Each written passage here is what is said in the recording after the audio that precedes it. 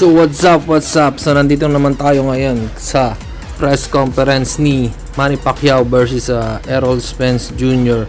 So maganda yung pag-uusap nila, medyo yung dalawang to walang trash talk, hindi katulad ni Kate Turman, no? Puro trash talk yung sinasabi dito. Respect talaga makikita mo sa boxing na to.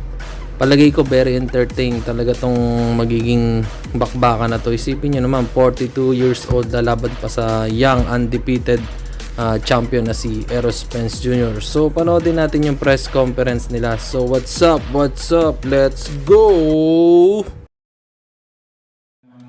You know, to get that call and to say and ask me, do I want to fight, you know, a legend like Manny Pacquiao? I said, of course. You know, why not? I didn't give it a second thought. When did you get that call? I got a call a few months ago. What impresses you? You say you want the real fight, Manny. What impresses you most about Errol Spence? Errol Spence is an aggressive fighter and he's undefeated, young, and dedicated to his career. I mean, he's not an easy opponent, and he's a kind of fighter that you never underestimate. Cannot underestimate. Do you think that he's a more challenging opponent than Keith Thurman? It's hard to compare because He's sitting right over there. We gotta be careful, right? Keith Thurman is our fight is more competitive, more action. There's a lot of action in the ring, but this opponent is different also because he's a southpaw and aggressive fighter. So it's different to Keith Thurman. He's right-handed and. It's been a while I didn't fight a southpaw. 13 years, I think, to be 13 years, exact.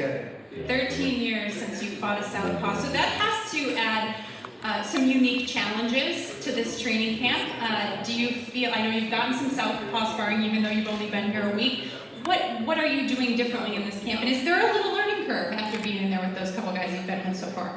Yeah, definitely we have to change our strategy compared to the last previous fights that we prepared. This time around is different because southpaw and it's different hip movement and strategy and combination. Well, it's been 13 years for you. It's been 6 for you, if I'm not mistaken. So what are you doing differently as you gear up 6 weeks out to prepare for southpaw? Nothing really different. I mean, there's not a lot of left-handers in boxing, so you don't really spar a lot of left-handers. They don't have them in the gym. So what we did, we just got a lot of guys from around the country that are left-handed and fight left-handed style. I can't find anybody to the T that fights, you know, like Manny Pacquiao, of course. But you can find, you know, some guys who has the, you know, the kind of the tempo to mimic Manny Pacquiao, the pace of the fighting, things like that. So that's what we found, and that's what we worked with. Speaking of the tempo, I know Keith Thurman has said the thing that surprised him perhaps most was the speed of Manny Pacquiao. Do you anticipate that same level of speed, and what can you do to train for that? I can definitely anticipate. You can see in his fights, you know, he's very explosive. He's very explosive and you know, he's fast. So you know, basically, me and my coach, we got a game plan. We've been working on, of course. You know, we don't want to say it right here, but you know, we just got a game plan, and we've been working on it. And come October 21st, you know, you'll see.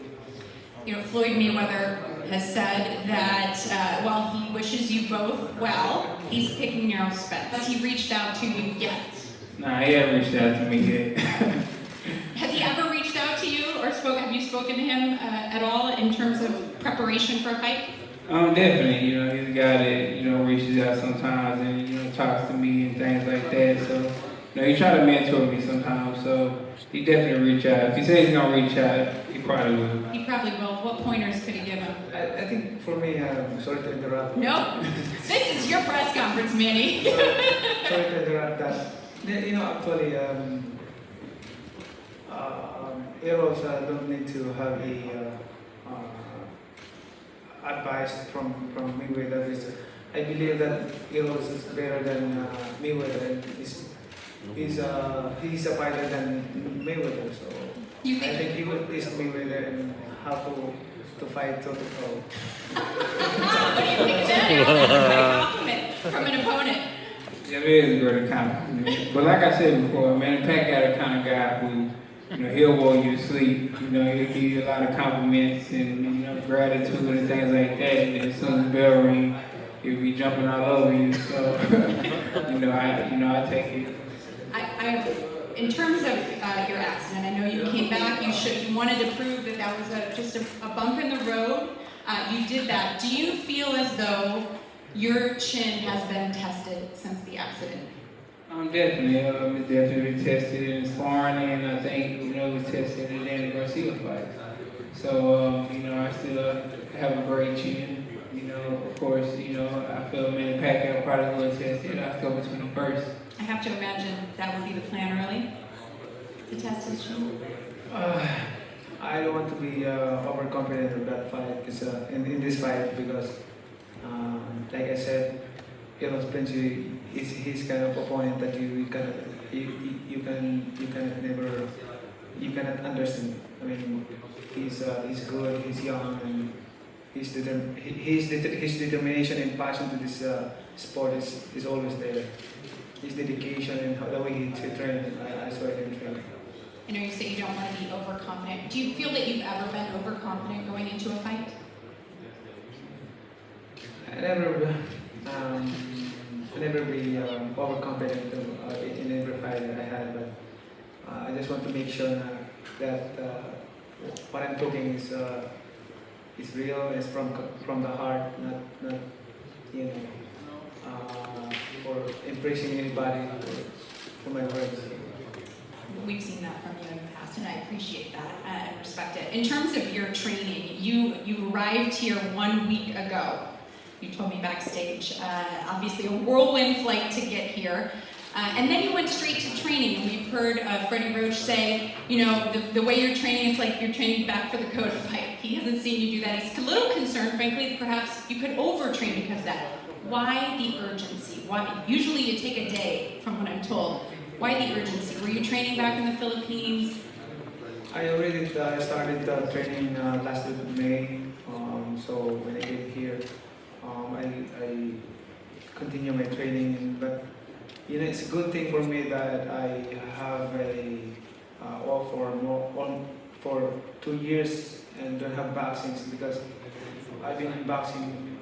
How many years? I started boxing. I started boxing since I was 12 years old, and until now. So it's good for me that I have a day off for 2 years. So when I get back to training, I feel like I'm hungry to focus on and dedicated to my training and make sure that I am 100% conditioned to train my drive.